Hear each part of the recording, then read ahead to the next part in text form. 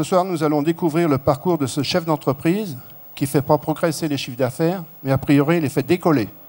Cette intervention va aussi nous montrer que la prise en compte de notions telles que l'environnement, l'éthique et tout ce qui constitue une entreprise ne sont pas les freins dans la compétition économique, mais peuvent au contraire créer de la valeur et constituer des leviers de développement, y compris à l'export. On partage les valeurs selon lesquelles une entreprise, elle est faite par les hommes et les femmes qui la composent. Et que, avant de vouloir et pour créer de la valeur, encore faut-il que ces entreprises, elles aient des valeurs. Bienvenue Bernard.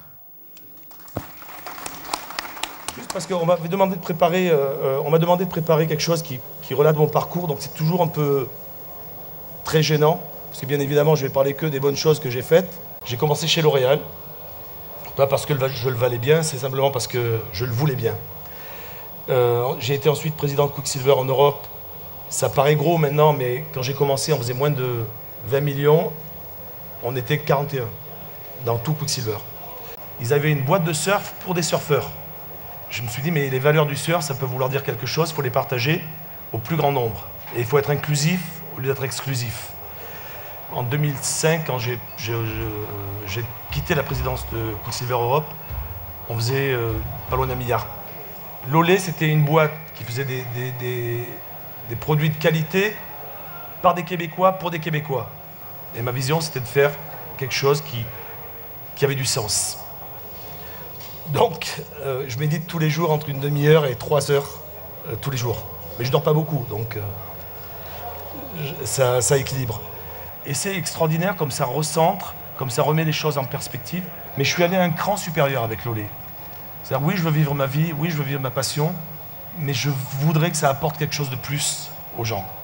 Quand vous avez des gens qui croient dans cette raison d'être, plus personne réfléchit à c'est quoi mes horaires de travail, plus personne réfléchit c'est quoi mes objectifs pour avoir mon bonus. C'est vraiment étonnant. Parce que les nouveaux jeunes d'aujourd'hui, c'est nous il y a quelques années, il y a 2 ans. Mais ils travaillent. Il faut juste les passionner et les motiver différemment. Et ils travailleront autant, ils travailleront des heures. Ils ne travaillent pas pour l'argent simplement, ils travaillent pour autre chose. La passion, ça permet de faire des choses qui ne sont pas raisonnables. C'est-à-dire, monter une entreprise, ce n'est pas raisonnable. Parce qu'on sait que ça va être dur. Et puis si on n'a pas cette passion-là, on ne passe pas au travers des difficultés. Le produit est fondamental, mais ce qu'on peut rajouter comme valeur ajoutée dans les valeurs est étonnant. Et ce qui compte le plus dans la consommation, c'est la valeur d'usage. Est-ce qu'on peut utiliser les produits fortement? Et donc aujourd'hui, le monde, il est coupé en deux. Dans mon monde, il est coupé en deux.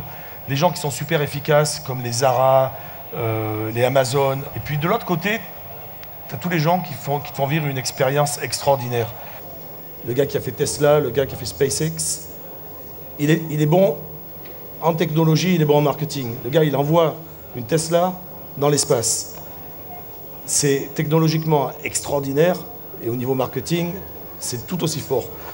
Je crois qu'il vient juste de dépasser Ford en capitalisation boursière à 50 milliards de dollars. Et il doit vendre 100 000 voitures, ou peut-être pas, alors que Ford en vend 6 millions.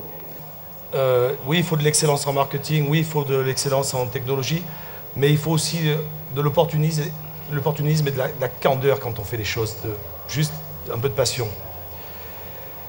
Ce qui est essentiel partout, moi j'ai la chance d'avoir beaucoup voyagé, c'est d'avoir cet esprit d'entrepreneur et d'excellence, de ne pas accepter de la médiocrité.